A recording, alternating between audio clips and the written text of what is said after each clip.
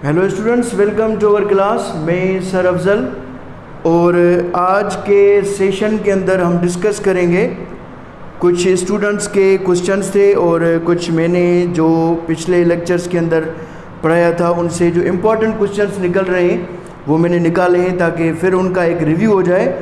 अगर आपको और ज़्यादा क्वेश्चंस है या कोई आपको डिफ़िकल्टी जो है वो आ रही है तो प्लीज़ आप जो है वो कमेंट में अपने जो है वो क्वेश्चंस लाजमी शेयर करें ताकि हम उनको सॉल्व कर सकें और आपके लिए जो है वो ज़्यादा जो है वो सॉल्यूशंस जो है वो हल हो सकें। ठीक है, तो इस लेक्चर के अंदर हम क्लास मैट्रिक की जो है वो सेशंस स्टार्ट करने जा रहे हैं। क्लास मैट्रिक और सब्जेक्ट फिज़िक्स होगा। ठीक है, और आज हमारा है रिव्यू क्लासेस का सेशन, रिव्यू क्लासेस, और इसके अंदर हम डिस्कस करेंगे क्वेश्चंस। ठीक है, जो स्टूडेंट्स को डिफ़िकल्टीज आती हैं या स्टूडेंट्स जब हम क्लासेस के अंदर जनरल किसी टॉपिक को रन करते हैं तो उनके जो क्वेश्चंस होते हैं वो आज हम जो है वो डिस्कस करेंगे। ठीक है, तो सबसे पहले हमारे पास जो क्वेश्चन है वो ये है कि सर हमें फ़िज़िक्स की इम्पोर्टेंस बताएं। हमारे वर्ल्ड के अंदर फ़िज़िक्स की इम्पोर्टेंस क्या है? That is question number 1। Question number 1, physics importance. Physics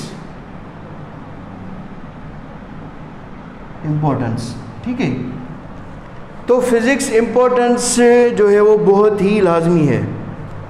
ठीक है, एक्चुअली आपका फ़िज़िक्स एक बहुत ही इंटरेस्टिंग सब्जेक्ट है that is related to nature. ठीक है ना, तो मैं एक मरतबा इसकी डेफिनेशन को रिवाइज कर लेता हूँ। The word physics is taken from a Greek word. Physics जो वर्ड है ये एक ग्रीक वर्ड से निकाला गया है। कौन से ग्रीक वर्ड से? फिजियोसिस से, और जिसकी मीनिंग होती है विच मीन्स नेचर। उसकी मीनिंग क्या होती है? नेचर होती है। ठीक है, तो फिज़िक्स के अंदर, हमारे वर्ल्ड के अंदर, हमारी यूनिवर्स के अंदर जितनी भी चीज़ें नेचर से रिलेटेड हैं, जितनी भी चीज़ें नेचर से रिलेटेड हैं, हम उनको स्टडी करते हैं फिज़िक्स के अंदर। ठीक है, तो आप इससे समझ सकते हैं कि फ़िज़िक्स की हमारे इन्वायरमेंट के अंदर, हमारी सोसाइटी के अंदर कितनी इम्पोर्टेंस होनी चाहिए। ठीक है, आप रोज़मर्रा के अंदर जितनी भी चीज़ें आप देखते हैं, चाहे वो मैन्युफैक्चरिंग जो है वो चीज़ें हो, जितनी भी चीज़ें आपकी बनती हैं किसी भी जो है वो चीज़ के अंदर, वो भी आपकी आ जाती हैं फिज़िक्स के अंदर। ठीक है, उनकी कंस्ट्रक्शन कैसी होनी चाहिए। सपोज़ करता हूँ, मैं आपको एक एग्जांपल देता हूँ फ़ैन का। ठीक है, फ़ैन है आपके पास जो है वो कार है। ठीक है, तो जब भी कोई कंपनी एक फ़ैन डिज़ाइन करती है तो वो हर चीज़ को मद्देनज़र रखती है कि उसमें कितना करंट फ़्लो होगा, मैग्नीट्यूड ऑफ करंट कितनी होगी, मैग्नीट्यूड ऑफ करंट कितनी होगी, मैग्नीट्यूड ऑफ करंट की जो मिक़दार होगी वो कितनी होगी, मीन्स वो चीज़ कितने करंट को कंजप्शन जो है वो फ़ैन करेगा। ठीक है, उसके बाद उसके फ़ैन के जो आपके विंग्स होते हैं वो इस तरीके से डिज़ाइन किए जाते हैं कि वो ज़्यादा हैवी ना हो और वो थोड़े ही करंट पे जो है वो अच्छे तरीके से रोटेट कर सकें। और आपने ये देखा होगा कि इसके जो विंग्स होते हैं वो बिल्कुल फ्लैट नहीं होते हैं, उनको कुछ इस तरीके से डिज़ाइन किया जाता है ताकि वो अच्छे तरीके से मोशन प्रोड्यूस कर सकें। ठीक है, और अगर कार है तो डिफरेंट जो है वो कंपनीज़ हैं जो कार्स बनाती हैं। ऐसे हमारे पास बहुत सारी चीज़ें हैं जो हम यूज़ करते हैं। अगर आप सुबह को उठ के ब्रश करते हैं तो ब्रश की जो डिज़ाइन है उसमें भी फ़िज़िक्स है कि उसकी कंस्ट्रक्शन किस तरीके से होनी चाहिए। आप जो है वो जगह बनाते हैं तो जगह की जो कंस्ट्रक्शन करवाते हैं उसमें भी फ़िज़िक्स इन्वॉल्व है। तो फ़िज़िक्स हर जगह पे है। आपकी मोटर बाइक के इंजन किस तरीके से काम करते हैं वो भी आपकी फ़िज़िक्स है। ठीक है, तो जितनी भी चीज़ें आपकी मैटर और एनर्जी से रिलेटेड हैं वो आपकी फ़िज़िक्स के अंदर आ जाती हैं। सपोज़ कर लीजिए अगर हम कार का एग्जांपल लें तो बहुत सारी जो है वो कंपनीज कार को क्या करती हैं, डिज़ाइंस करती हैं, लेकिन उनकी कंस्ट्रक्शन, उनकी इफ़िशेंसी पहले चेक की जाती है कि वो कितना फ्यूल लेती हैं, उनके अंदर किस तरीके से जो है वो उनकी कंस्ट्रक्शन की जाएगी, तो वो ज़्यादा तरीके से क्या देंगी, एडवांटेज दे देंगी। ठीक है। उसके अलावा आप ये देख सकते हैं कि अगर हम यूनिवर्स की बात करें तो हमारे ऐसे प्लैनेट्स हैं जिनको हम अर्थ से थ्रू द टेलीस्कोप, हम यहाँ पे होते हैं ना अर्थ पे, लेकिन यूनिवर्स की कोई लिमिट नहीं है। ठीक है ना, यूनिवर्स हैज़ नो लिमिट। तो हम जितने भी ऑब्जेक्ट्स ऑब्जर्व करते हैं वो हम अर्थ की सरफेस पे बैठ के करते हैं। हमारे पास एक टेलीस्कोप होती है जिसके थ्रू हम ऑब्जर्वेशन करते हैं कि कोई एस्टेरॉइड तो नहीं आ रहा, कोई ऐसी चीज़ ज़मीन की तरफ तो नहीं आ रही। उसके अलावा हम जो है वो ये भी कैलकुलेट कर सकते हैं कि अर्थ जो है वो कितने चक्कर अब तक जो है वो सूरज की गिर्द लगा चुकी है। ठीक है। और उसके अलावा हम टाइम जो है वो कैलकुलेट कर लेते हैं, किस चीज़ का, किस प्लेनेट का किस दूसरे प्लेनेट से डिस्टेंस कितना है। ठीक है। और यूनिवर्स जो है वो उसकी डायामीटर कितनी है, सपोज कर लीजिए। ठीक है। तो ये सारी चीज़ें जितनी भी हैं हमारी, जैसे आपको पता है कि ईद का चांद देखा जाता है, वो ईद का चांद भी एक्चुअली जब देखा जाता है तो उसमें भी फिज़िक्स इन्वॉल्व है। ठीक है ना। तो आपका एक फिनोमेना होता है जिसके थ्रू आपका चांद देखते हैं, तो इसमें भी साइंस इन्वॉल्व है और ये भी एक फ़िज़िक्स का क्या है, कॉन्सेप्ट है। तो जितनी भी चीज़ें हमारी नेचर और मैटर से रिलेटेड हैं जस्ट वो हम स्टडी करते हैं फिज़िक्स के साथ। ठीक है। तो फिज़िक्स की हमारे इन्वायरमेंट के अंदर बहुत ज़्यादा इम्पोर्टेंस है। जितनी भी चीज़ें आप यूज़ करते हैं वो जो है वो किससे रिलेटेड है, फिज़िक्स से रिलेटेड है। ठीक है। उसके बाद हम आते हैं दूसरे क्वेश्चन के ऊपर कि सर हमें ये बताएं कि क्लासिकल और क्वांटम मैकेनिक्स में जो है वो हमें डिफरेंस समझ में नहीं आ रहा, इसको एक मरतबा रिपीट कर दें। तो मैं इसको रिपीट कर रहा हूँ और इजी जो है वो अप्रोच से आपको समझाता हूँ कि फ़िज़िक्स जो है वो क्लासिकल फ़िज़िक्स और क्वांटम मैकेनिक्स में क्या डिफरेंस है। ठीक है। क्योंकि आपको पता होना चाहिए कि जस्ट अभी आप फिज़िक्स के अंदर इंट्रोडक्शन ले रहे हैं। क्या ले रहे हैं, इंट्रोडक्शन। ठीक है।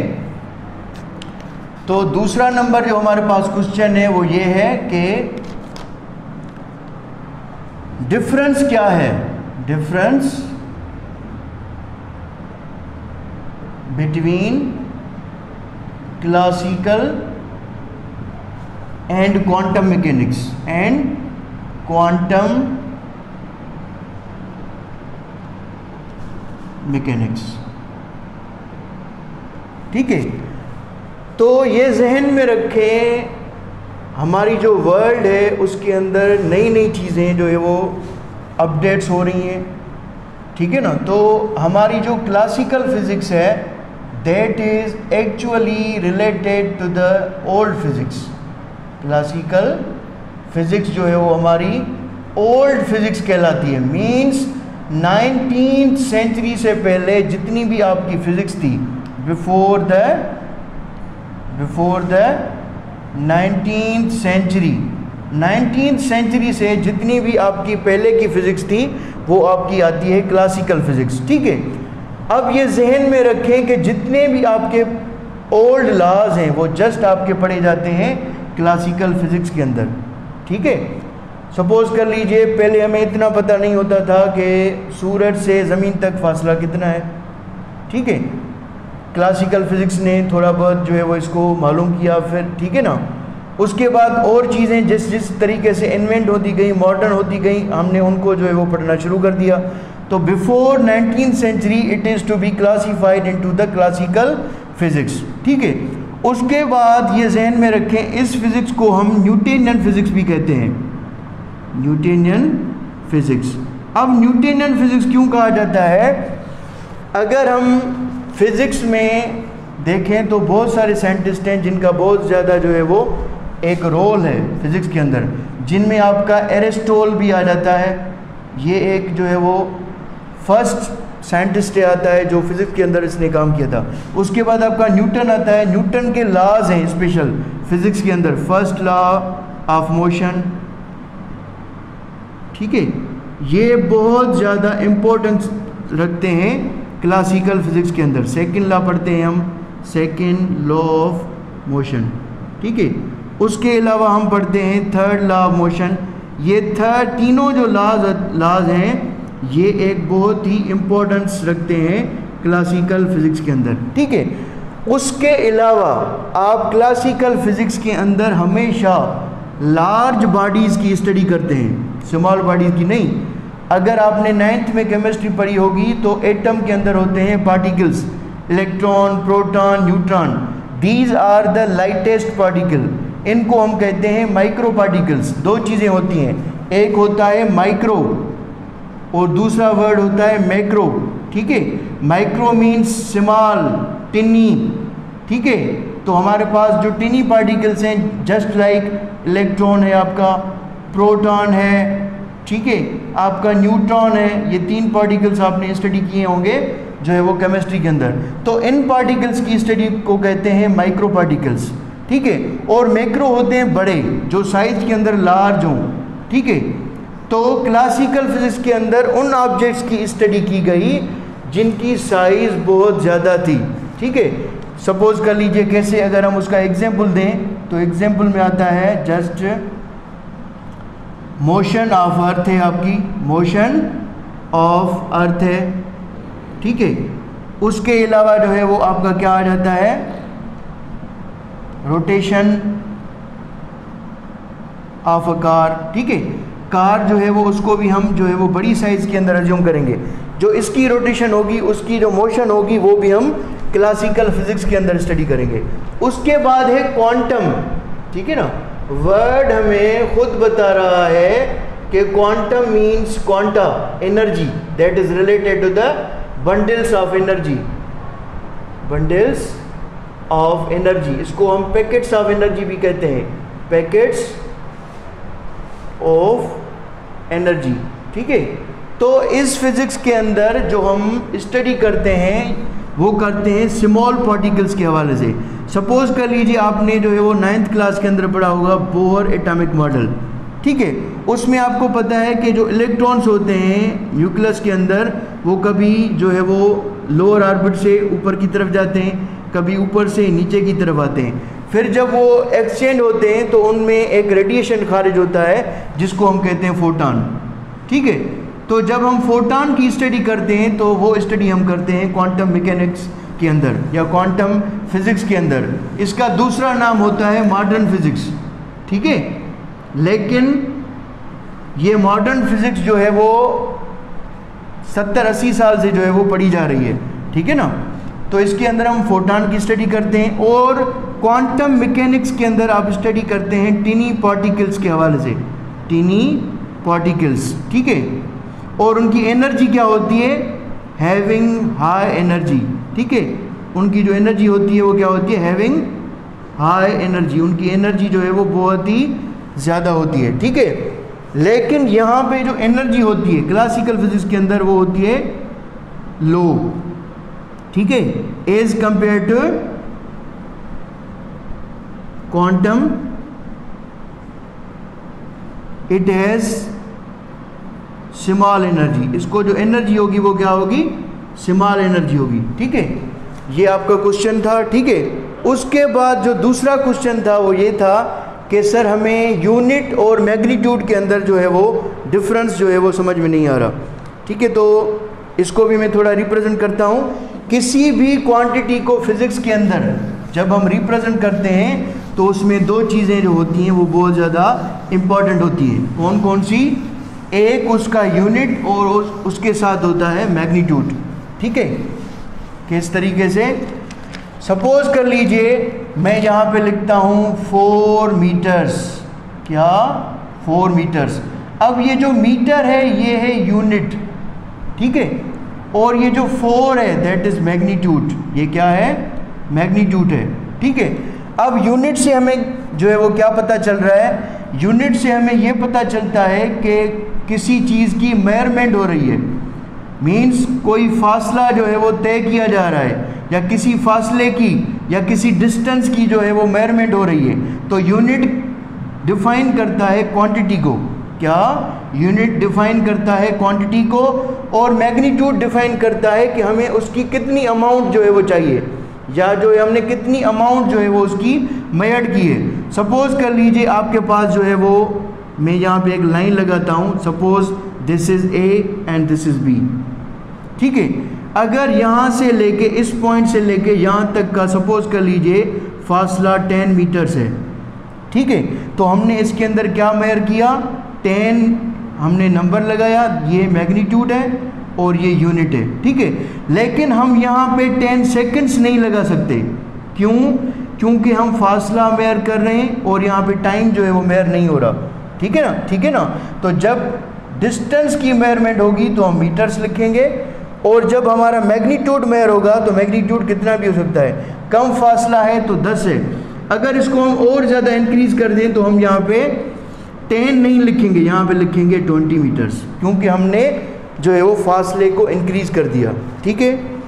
उसके बाद जो लास्ट क्वेश्चन था रिव्यू के लिए वो ये था कि सर हमें ये बताएं कि फिज़िकल और केमिकल प्रॉपर्टी में एक्चुअली जो है वो हमें सिंपल वर्ड्स में बताएं कि फ़िज़िकल और केमिकल प्रॉपर्टी में क्या डिफरेंस है, ठीक है ना। तो क्वेश्चन नंबर 4 है हमारे पास, what is difference between physical